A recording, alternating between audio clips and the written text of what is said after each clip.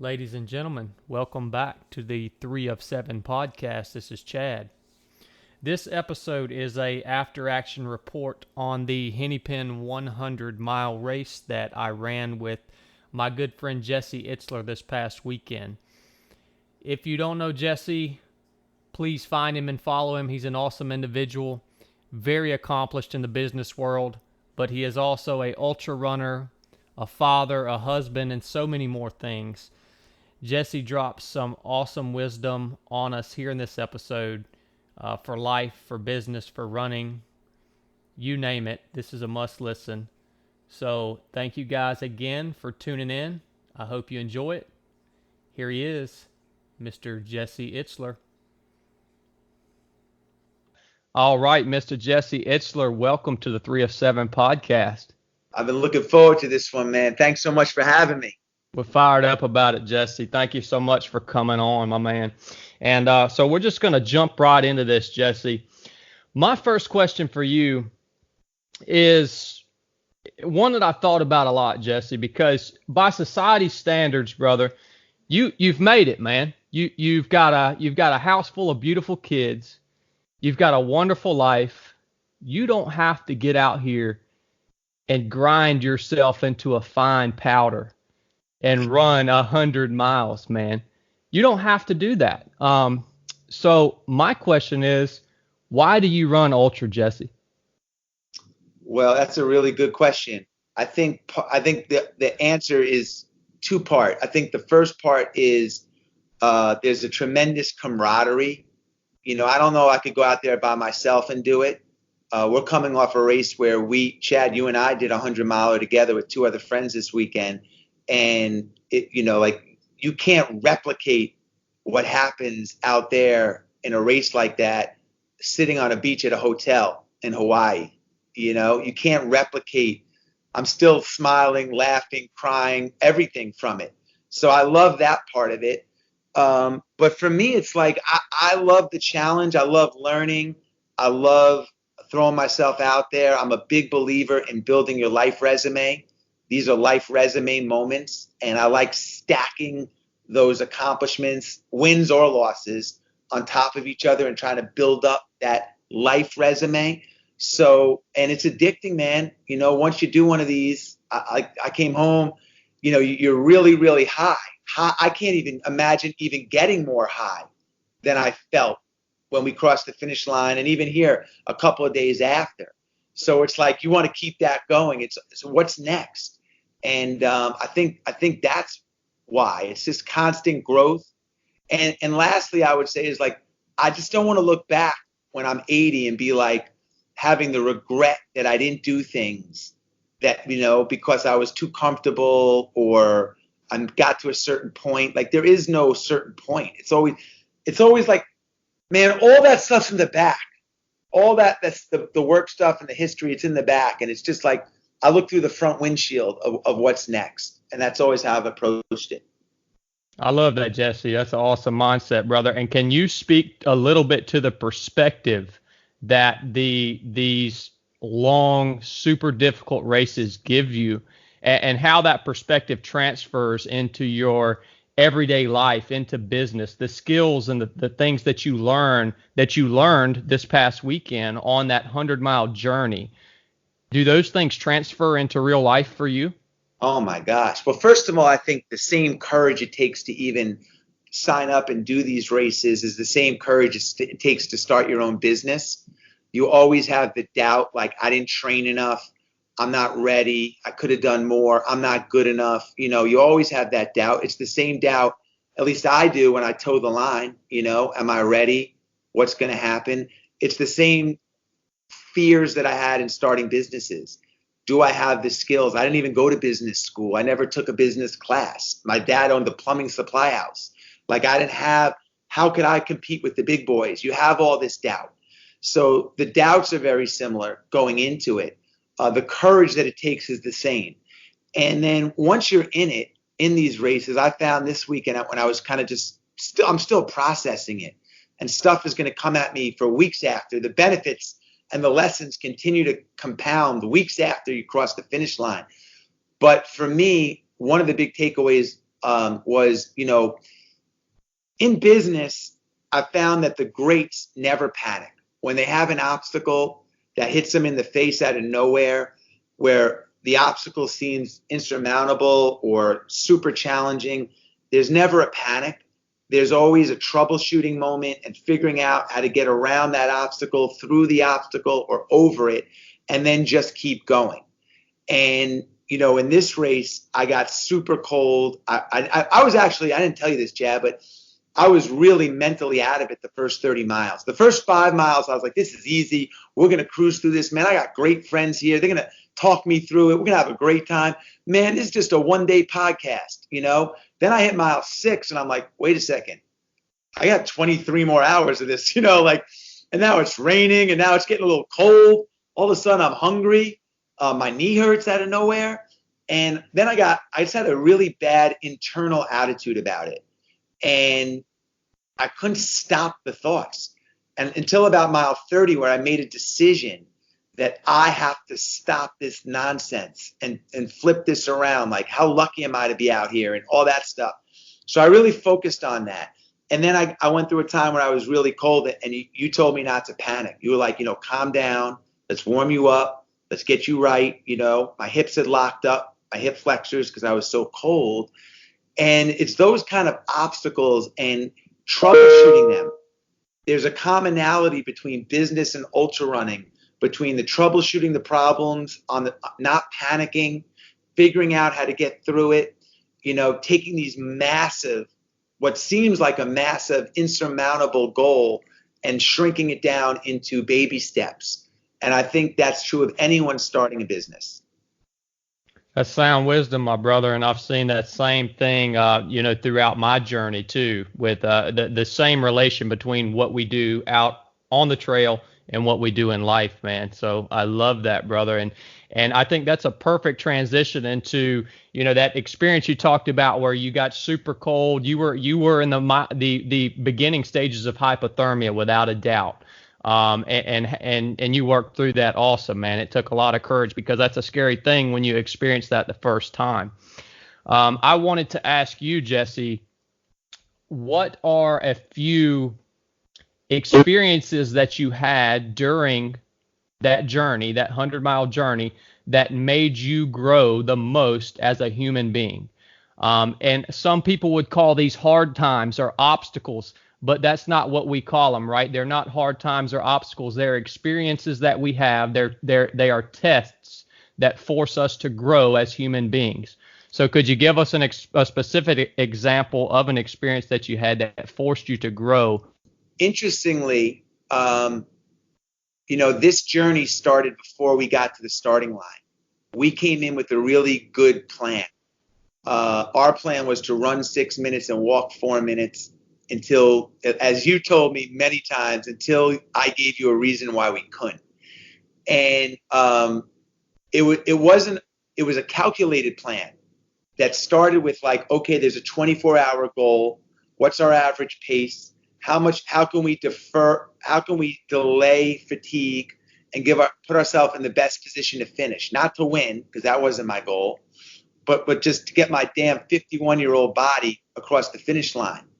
And so the race started before we even got to the starting line by agreeing as a group that we were going to run together in this format. And you have said this to me many times about the importance of creating a plan and executing that plan and not deviating from it. So part of what happened during the race was I wanted to get off the plan, because I was the slowest runner of the 4 of us in the group. And I was finding myself at the end of the runs being further behind everybody. And then I'd have to, go and run a little extra to catch up, or walk a little faster. And it was starting to really mess with my head, man. Like, slow down, fellas, kill him. And I didn't want to say that. So I was like, hey, Chad, you think we can maybe switch and just run for 4 minutes? And then, because I was really tailing at the end of the 6 minutes. So, and you talked me out of that, which I appreciate, which is a great thing. So I just wanted to share that with you and everybody, that it started way before we got to the finish line in planning it. I think the biggest obstacles, man, was my own doubt. It was just like those thoughts that like came into my head out of nowhere. Like sometimes my kids would come into my head. Sometimes I would say like what you said at the beginning of the podcast, why are you even out here, man? It's Sunday football day. What are you doing? You know? And then I started like getting this like, I just felt really proud of myself, man. And I think, you know, one of the reasons why I like to do these is, you know, going back to your first question is I like to do things that make me feel proud of myself. Mm-hmm. You know, I think like that's a really important, people want validation. They want to feel heard. They want to feel important. And part of that starts with feeling important and proud of yourself as a human and as a person, as a parent, as a runner. I felt a really strong commitment to finishing this race for you. And like I even asked you at one point, Chad, I didn't want to let you down. I asked you at one point, I'm like, do you feel any pressure, you know, responsibility with me and the other guys here? Because I knew you were going to finish. You know, like you had there was no doubt. And so I had all these different emotions, man, and that's exhausting on top of just running. It's exhausting planning, traveling, getting there, signing up, the fear, the accountability, everybody on social media. Oh, you're running a chat. What? Oh man, like there's pressure. And that stuff's exhausting. And all that comes into play over a long stretch of time with, you know, where so much can go wrong. Man, I didn't feel we had it in the bag until we got to like 25 miles. I never thought we had it in the bag. I mean, I'm sorry, 25 miles. 99, like till there was like about 25 minutes left in the race. Yep. I didn't feel like we had it in the bag. You know, I just felt like anything could go wrong at any minute. Yep. Yep. Yeah. So Jesse, you talk about those doubts and those things that pop into your head, man. How do you manage that, and how do you keep those doubts and those thoughts and that pressure from gaining traction and taking over the situation, man? What do you do to mitigate and minimize the strength of those thoughts? I literally say in my head, I'm going to counterpunch them. So I counterpunch them with more positive thoughts or reassuring thoughts. And that's what I did. I made a conscious decision at mile 30 when I was going real negative in my head to flip that around. And then I had an amazing last 70 miles of the race as opposed to the first 30. I'm not talking about physically. I'm just talking about mentally. So I really counterpunch them. I reframe it. I reframe the negativity into something else. Mm-hmm. And, you know, it's easier said than done. I'm 51 years old. I've been in some of these races. I'm battle tested in business. You know, I've been through some of this stuff, man. And I've learned through time and through getting egg on my face how to reframe that. You know what I mean? Yeah, totally, man. And I want you to tell me too, Jesse, as far as we've talked about a lot of times the power of the spoken word, and one thing that we use during the race is we would tell each other, I never get tired. How are you a believer in that? How did that work for you? What did you feel when you spoke those words, I never get tired? What did that do to you mentally, man? It was unbelievable. Chad says to me, man, you said to me at like, I don't remember where we were. We maybe were at around mile 60, and he said, Jess, you know what? I said, well, I thought you were going to tell me like the earth was discovered in this something, you know, like that, like this, who knew what was going to come out of your mouth? He said, I never get tired.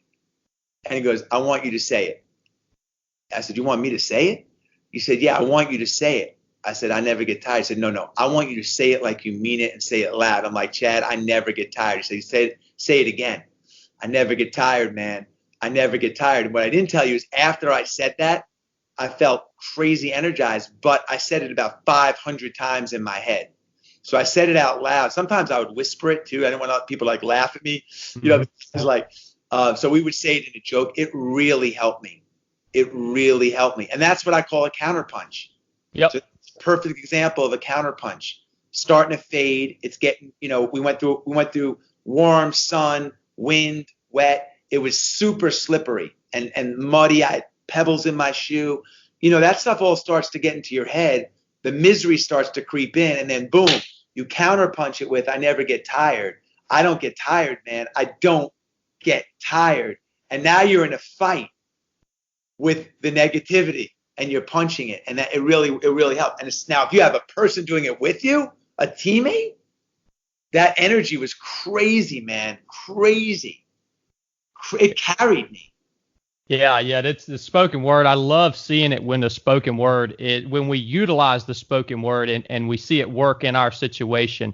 And when it's really hard and you're in a really tough spot, mentally or physically, it's hard to remember and use those skills, that power of the spoken word. And I think that's what's awesome about having a teammate there with you.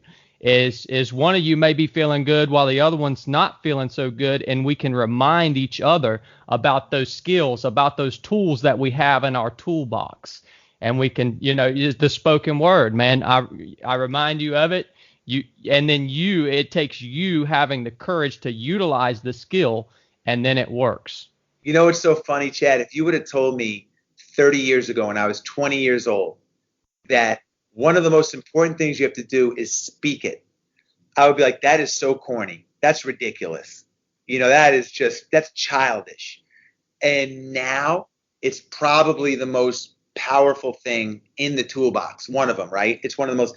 And then I started thinking back to my early business days when I was in my 20s. And my partner and I used to always say, when we started our business, we would be like, and I slept on 18 couches when I was coming up, friends that put me up. I had nothing. And my partner was like, man, we're millionaires. They just haven't paid us yet. And we would always say it almost every day at work. We'd come and be like, how's it feel to be a millionaire, man? We're millionaires. They just haven't paid us yet. And we would say it all the time. And we backed into it. I really believed in my head that I was a millionaire. And nobody had paid me the money yet. I believed I deserved it. And I believed that it was coming. And until it actually happened, I just had to fill in the blanks. And one other thing I want to say about counterpunching is, and I think this is really important. You can comment on it too, Chad, or tell me if you agree or disagree. But I believed I belonged on the trail. No, I believed that I belonged on the trail. There was never a point where I said I always felt when I looked around at the other runners competing, when I saw the 300 participants, it's when I was eyeing the people when we were getting our number the day before the race. I might not felt trained enough, or of course I had the doubt, but I still felt like I belonged. I still felt like, I respected the distance, but I knew that we were going to finish it. I knew it. And that's a counterpunch too.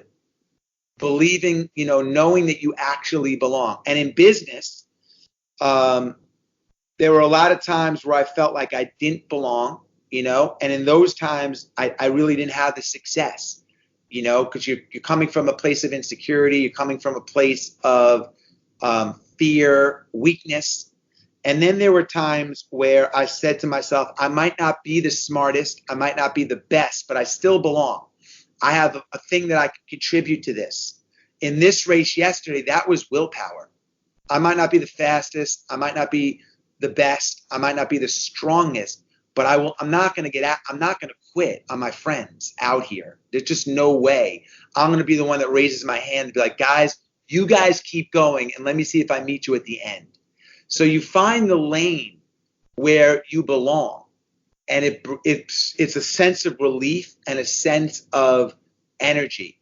It happens as a parent too. I'm a parent. I belong in this role right now. I don't know everything. It's a work in progress for me, but it's okay to give yourself that pat on the back and acknowledge that you're here and you belong in this role. It might sound weird, but I really believe that, man. I felt like I belonged out there as part of the community and as part of the pack that could complete this task. Totally, Jesse. And that brings me back to a lesson that you taught me on Friday evening before the race. And you said, when you're in the right lane, when you're in that lane that you belong in, the well never runs dry. You remember that? 100%. And I think that's what you're talking about right now. The well never runs dry. When you're not in a fake lane, you're there and that willpower's there and you are not going to quit, man, because the well never runs dry. You're in your lane, man. That lesson has impacted me tremendously, brother. Yeah, like, you're a great teacher, Chad. You're a teacher. You're a teacher in leadership and in so many different things. And the ideas, the lessons as a teacher, they're gonna keep growing within you, and you're gonna keep sharing them with the world, and the world's gonna benefit from those lessons. And if you have, right now you have things like Don't Die in the Chair and all the different things, the power of the spoken word, and all these things that you've put out there. There's 100 of them behind it. You're never gonna run out of them because you're a leader, and that's what you do, and you're a teacher, and that's what you do. And what I was explaining to you is, I started out as a creative guy. That was my lane. I couldn't outsmart anybody. I had decent vision, good people person, creative in how I approach things and in my ideas. And I remember, going in times in the music business where I started out, and there was an artist signed to my label. He won a Grammy. And I remember him saying to the producers, like, this is going on my 3rd album. This is going on my 4th album. This is going on my 5th album. I want to save this one for down there. And I was like, man, put them all on this album and make it the best album, because you're never going to run out of hits. This is what you do. If you believe you are an artist and a songwriter, you're going to have hits forever. You're in the right lane. If it's fake and this is a marketing thing, that's a whole different story. But if you're in your own authentic lane, the well doesn't run dry because it's in your DNA. It's baked in your DNA. And I truly believe it. Yep. No, and I truly believe that too, Jesse. And it takes so much pressure off of me, and I think anyone that can grasp that concept. When you're in the right lane, the well's not going to run dry, man. You put out what you have to put out for the day, and don't worry about saving it for later, because more's coming. It takes the pressures off, man. Exactly. Yeah. I totally believe it. Yeah, Chad, you're going to look back in 10 years. You'll look back on your podcast and your journey, and you will not even believe how much more is going to come out of you. You won't even believe it, man. Every time you run, every time you're in the garden, every time you're going to learn, you're going to come back with 10 more things. You're going to be like, whoa, the floodgates are open because you are in the right lane. And when you're in the right lane, you found your purpose. Amen to that, brother. That fires me up every time, Jesse. You found your purpose. And like, what do we really go through life for? To find our purpose. What it is you're good at, what it is you love to do, and helping people. If you can figure out what it is you love to do, you get really good at it, and you're helping people, you found your purpose. I didn't say anything about money. I didn't say anything about, I'm talking about what it is you love to do that makes you happy and proud, what we talked about before, right? You get really good at it over time, honing your craft, learning. And now you're helping people. What's better than that? Find it. That's it, brother. Your purpose isn't like, when I used to, man, I don't want anyone to take this the wrong way. So I'm going to be careful how I say it, because I don't want it to be misinterpreted. But I have a lot of friends who are great guys, by the way, who sit behind a computer and they trade stocks.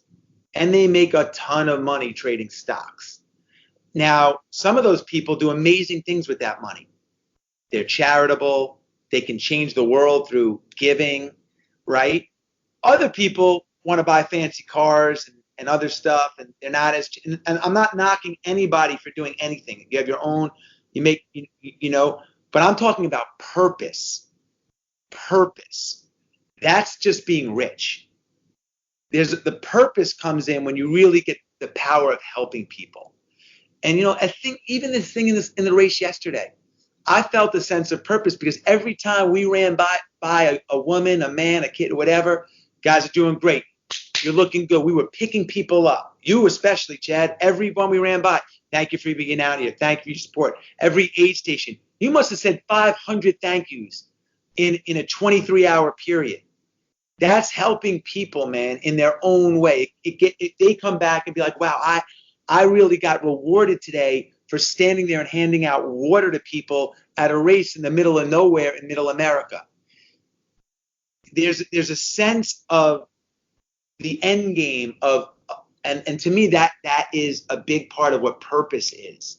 Don't get lost. I think people get lost in all this, in the social media and the glitz and all this stuff. When you simplify it, right, you're a key component of keeping things simple, right? Like the beauty of the race is how simple it was.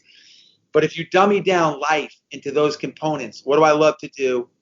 Can I get really good at it? And then I'm helping people. That's a really powerful triangle. That's so powerful, Jesse. And I have really just got to a point in my life where I've grasped that. And that is how I live my life now. That is what 3 of 7 Project is all about. 3 of 7 Project at this moment does not make any money at all. But we are fulfilling our purpose by doing the things we're passionate in and helping others. And it's such a fulfilling life, man. It just sets you free like nothing else can. And I'm a capitalist. I'm not against, making money or anything like that. I'm just saying there's purpose doesn't correlate to income. Totally. I agree 100%. And I think that when you're following that purpose, that the money will eventually come. Because you have to make some sort of income, obviously, to live life and take care of your family. But I think the money will eventually come when you're following that purpose. That's kind of the way I believe. Well, hey, let's get back into the race, Jesse. One thing that I have to talk to you about, brother, is your diet.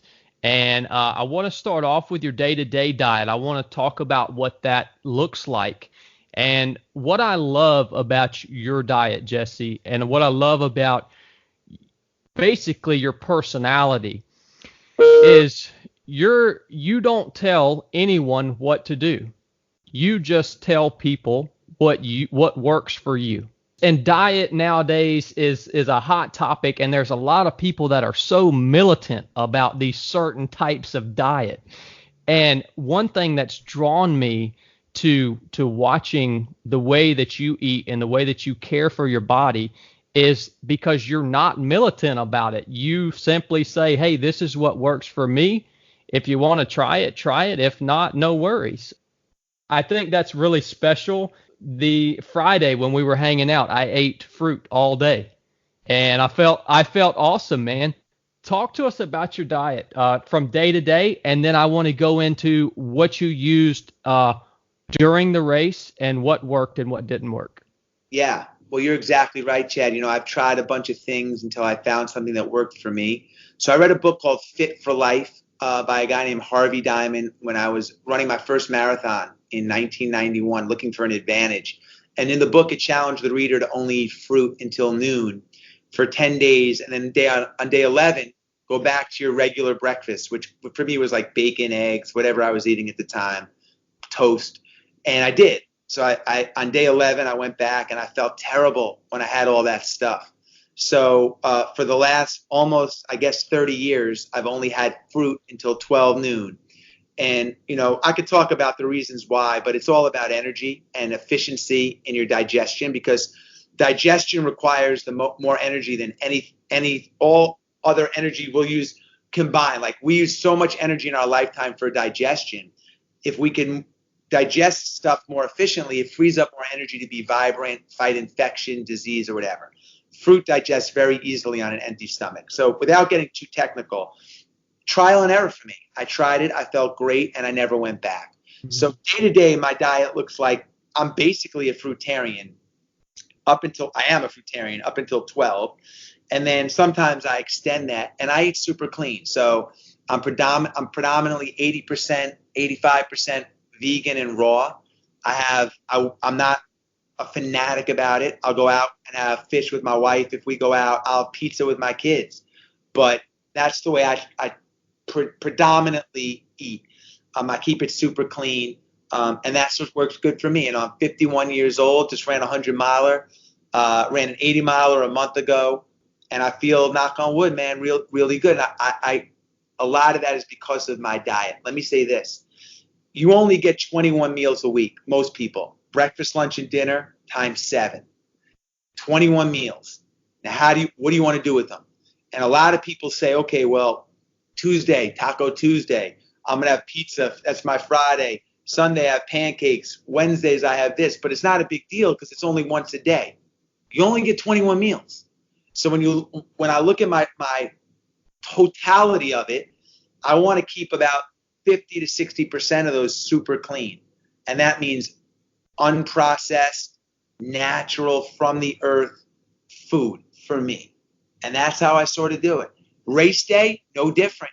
I started out the first bunch of miles up until 12 noon pretty much.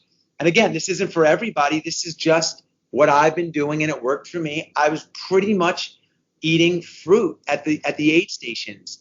And then I started to take in more calories and other sources later on. I ran a race a month ago called The Last Man Standing, and I was really powered by most of my calories were in the form of a goo product called Roctane mixed with water. And I was getting about 250 calories an hour through that. And then I was taking goos, and amazing product. But after that much, it was super taxing on my GI tract. So this time I switched it up to really all natural foods and during the race. And I did have some goos with caffeine. I had 4 total the whole race. And it really worked better for me sticking to that. And lastly, I want to say, I was looking back on the race. I had a lot of coconut water, natural from the nut, unpasteurized coconut water. And it just loaded in electrolytes, loaded in potassium and sodium. And that really, really, really helped me. I really believe in that. And that's what I did.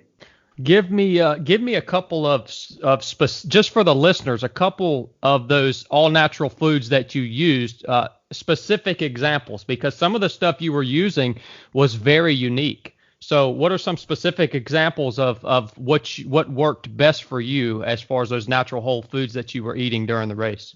Well, your brain has to convert everything to glucose. So I had a lot of honey, and that's, there's a lot of controversy around diets or whatever. One thing is undebatable. Your brain's only source of energy is glucose, and everything has to convert whatever it is to glucose. And so honey is a really, really good thing to have. Your body craves those kind of sugars during a race. So I was eating raw honey on a spoon. I had about a teaspoon every aid station pretty much, which was really good. Like I said, I had the coconut water. I was having a lot of avocado. Every 3 hours, I had avocado and banana with a pinch of Himalayan salt to get my sodium. And that was really helpful. I was only eating about 150 to 200 calories total, including liquid, per hour. 200 to 250, I would say, per hour. So I'd have some honey. I'd have a banana, which is 100 calories. I must have had 10 bananas on the run. You don't want to have a lot of fiber for your stomach. So better to drink the juice in an orange than to actually eat, this is the one time where you don't want the fiber during a race. So you want to have the juices.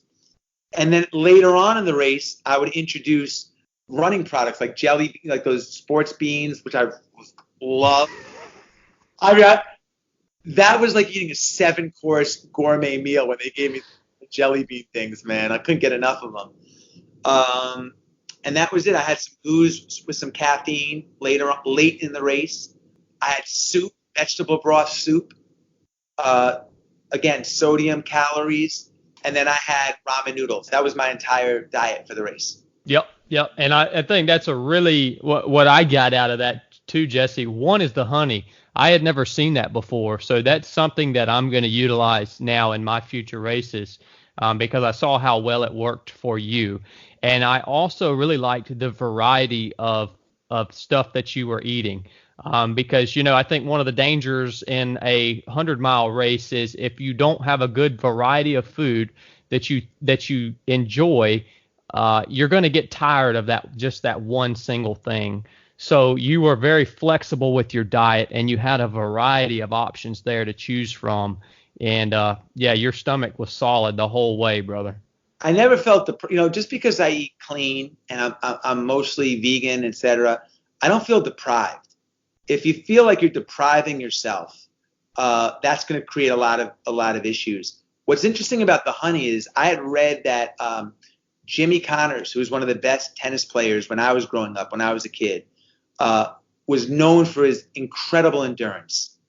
And he used to eat honey, like just eat honey during the matches. And I thought that was so weird until I started trying it. And I swear by it. I love it. So I think it's like instant fuel. Yep. Yep. No, I love that too, man. That's definitely an awesome tool that I have not seen before out on the race course. So thanks for sharing that with us, brother. Give me real quick, Jesse, what is a highlight or a high point of the race for you? It can be where maybe something in your mind clicked, or maybe it's a certain experience or a certain phrase or whatever. Just give us one or a couple highlights of the race, man. Yeah, I think in general, there were parts of the race where the four of us were running and nobody else was around, and it was dark, and and we were quiet, and we were just running. All you heard was the steps, and it was just I just remember thinking to myself, man, this is like a really good place right now in my life. You know, I'm out here, like I'm single focused. My brain is getting bombarded. I call them arrows. Arrows are coming at me every day. I have 4 kids under 10. You know, they have issues and challenges. I have businesses, my wife. It's not easy. And these arrows come at you all the time. And now I'm out here with no arrows. I'm naked. And I'm just here with my buddies, man, running. And I was just like, this is actually super rewarding. But when I got cold, my hips locked up. I was shaking, and I never experienced this in my life. My hip flexors almost to the point where I couldn't step forward. And you had said to me, and we had 65 miles left. And you were like, listen, calm down, first of all. Allow the cold, just go with the cold. Stop fighting it. Calm down, put a hat on, warm up, move.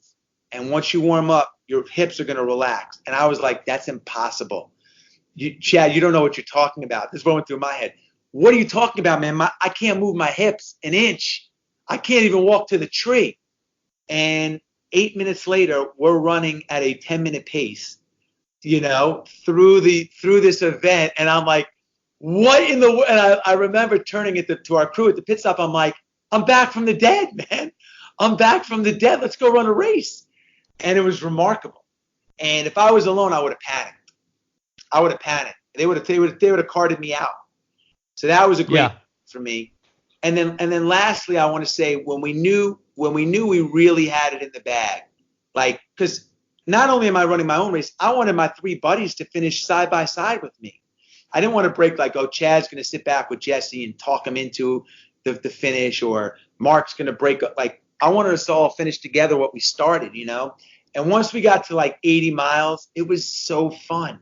It was like, we got 20 miles left. We kept saying, this is happening. Mark and I were like, man, this is happening right now. This is really happening. And it was amazing. It was amazing.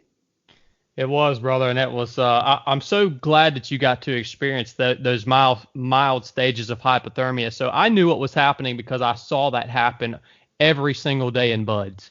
Those same symptoms of those hip flexors locking up. But now that you've experienced that, you have that in your toolbox. So next time it happens, man, you're going to be able to relax and work through it. You know exactly what to do. You know how to regulate your temperature. So that experience in and of itself, man, it added another tool in your toolbox that you can use in your own life, and that you can also use to potentially save someone else's life down the road in a hard situation. I would say, Jesse, one of my highlights of the race was Brian's leadership. When Brian took that leadership role without any guidance or requests or direction, he just took it. Can you speak to that a little bit? Yeah, we were alternating we were running 6 and 4 minute increments, running for 6 and walking for 4. And we were switching every hour who was in charge of the clock. You know, you come up with these silly games just to pass the time. And we probably had 50 games that I could say that we played, you know, and some of them I'll mention. But one of them was who was on the hourly clock duty. And so Chad would go, Mark would go, I would go, Brian would go. And then that person would go again to set it back up. And when it was Brian's turn late in the race, he really took it to another level. He would count down. He'd be like, all right, guys, he would tell us our pace. Great pace. We're at this pace. We have 2 minutes left. You're doing great. Chad, you look strong. Mark, you look strong. All right, fellas, 10 seconds. We're going to walk. 9, 5. We walk. Walk with purpose. And he would just, out of nowhere, this is a quiet guy. This is a guy, I've never even heard it get excited.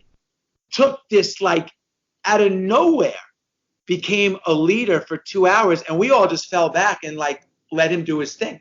No one even said anything. I don't think you spoke in those whole 2 hours other than at the end you said, Brian, man, I'm proud of you. We let him do his thing.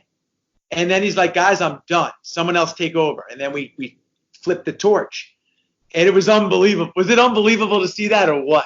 It was, brother. That was just such a pleasure to watch because, like you said, Brian is such a quiet guy, and we didn't have to prompt him to take charge. He literally saw a need for leadership. At the point we were in our race, the fatigue had set in. We still had a long ways to go, and I think Brian, in and of himself, identified a need for leadership and really some solid motivation for our group. He identified that, he took charge of it, and he ran with it, brother.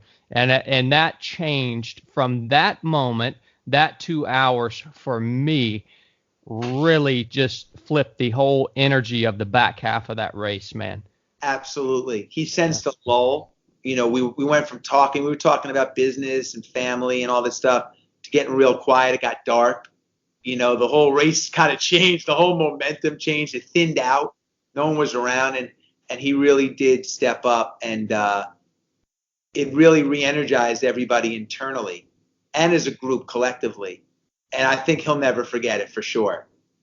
Yeah, no, that was awesome, brother. Well, Jesse, we're going to wrap it up here soon. I want to ask you just real quick. I want to know, have you got back to the drawing board? Do you know what's next? I mean, have you shifted your focus to start thinking about what's coming next as far as, I've heard you say so many times, you've got to put these things on your calendar. If you want to build your life resume, you've got to put things on your calendar to take you places that you're going to build your life resume. So have you thought about that? I haven't. I do. I'm thinking about it constantly. I haven't nailed exactly what it is I want to do, but you're so right, Chad. The important thing is that it's on the top of my mind because I want to continue to build and grow. I haven't identified what it is, but when it is, I'll put it on my calendar and I'll commit to it. What was interesting about this race is it was super short notice. I think I called you maybe on like 3 weeks notice. I don't even know, 2, 3, something like that. And kind of whispered it in your ear. Then I called you like 2 weeks later before the race. I'm like, we're really doing this. You're like, oh, I got it. I'm in. I'm like, well, you just did it. It was crazy. So what's important about once you actually, it's one thing to say like, I'm going to go do this. I want to run a marathon. What does that mean? I want to run a marathon versus I'm running this marathon on this date. And because things get in the way. When you want to do it, it gets pushed down, and it's never the right time. So, listen, when I find out what it is, you're my first call, man. I love that, Jesse, and that is so important. When people maybe we'll do a little shorter this time. Hey, no worries, brother. No worries. I'm down. When you go on a mission with Jesse, you can bet it's going to be a good time. So. I'm down for whatever, my man. And I think speaking to the lesson that you just gave us on keeping it in the forefront of your mind and the example you gave with a marathon, it doesn't become real until you go and sign up and you pay your money to either enter this event or travel to this destination or whatever that challenge may be. It doesn't become real until you make that commitment and you write it on that whiteboard, man. And that's a big step. And then once you tell someone, then you have an accountability partner. So then you're really, if you can marry the actual registration with telling someone, so now it's on your own shoulders. You're right. It's in motion. Until then, it's just a thought. Totally, brother. Totally. And Jesse, I want to know, can you tell us a little bit about Camp BYLR coming up in November? So I'm coming out to camp. I'm fired up about it, man. I just want to get a little bit of more detailed information from you for our listeners on camp. Yeah, I appreciate that. I've been to a lot of these conferences, Chad, where they do them in hotels and in conference convention centers. So I wanted to do something with a little bit of a twist to it. So we rented a sleepaway camp where there's ropes courses and all the camp activities, lake, campfire, and we're bringing in expert speakers. You're one of them, in leadership, wellness, mindset, etc., for a 2-night, 3-day retreat about 90 miles outside of the woods, outside of Atlanta. And it's called Camp BYLR, Build Your Life Resume, where experts mentors, people that have coached me, are coming in to basically talk about the same principles that I've invested in and share them with a group of folks. So it's going to be amazing. I'm so glad you're coming, because a lot of the people that are in my world know how much I look up to you, Chad, and how, in a short amount of time, how big an impact you've had on me and others. So it's going to be great for everyone to get a chance to meet you.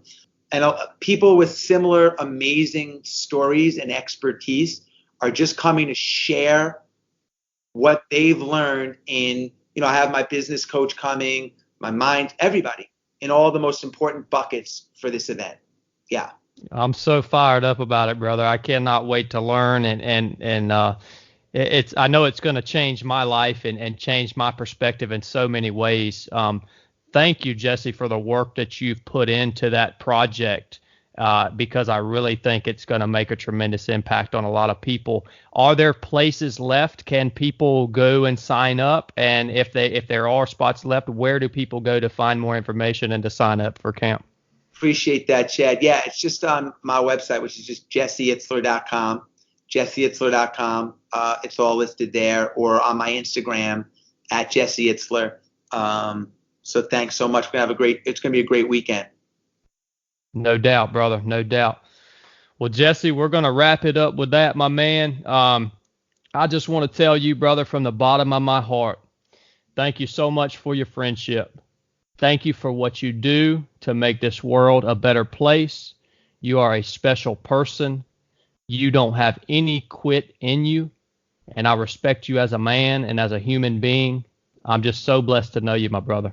I feel the same way, Chad. You already know how I feel about you, man. But it's to go through something like this with you was an unbelievable privilege, and I'm still absorbing all the nutrients that came out of that, and all the discussions, both business, family, personal. It was unguarded. And I love those kind of conversations, and it was fascinating to see how you tick. And I really appreciate you taking a weekend to come out there with us, man, and experience it. So I feel the same exact way, man. So thank you so much, and thanks for having me on your show. I appreciate your time, Jesse, and I hope and pray that there's many more of those weekends coming, and tons more perspective and lessons learned coming.